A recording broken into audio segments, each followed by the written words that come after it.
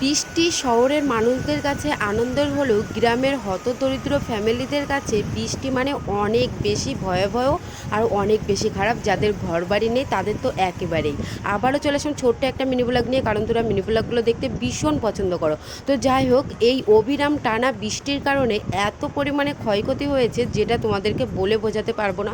তো দেখতেই পাচ্ছ, আমাদের যেহেতু বাইরেই সমস্ত কাজকর্ম করতে হয় তাই প্রচুর অসুবিধা হয় বৃষ্টির মধ্যে।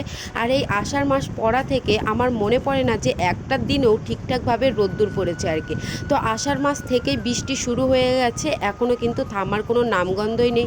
রোদ্দুরের মুখ যে কতদিন যে দেখি না সেটা বলে তোমাদেরকে বোঝাতে পারবো না।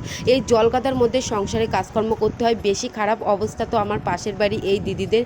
তো দেখতেই পাচ্ছ যে ঘরের মধ্যে জল ঢুকে গেছে, আর এই দিদি কিন্তু লোকের বাড়ি কাজ করে।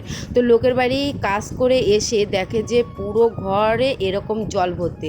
সেই জলগুলোই কিন্তু এখন তুলে নিচ্ছে। যতবার বৃষ্টি হয় ততবার তার ঘরের মধ্যে জল ঢুকে যায়। তো দেখতেই পেলে শহরের মানুষদের কাছে আনন্দের হলেও গ্রামের মানুষদের কাছে খুবই খারাপ।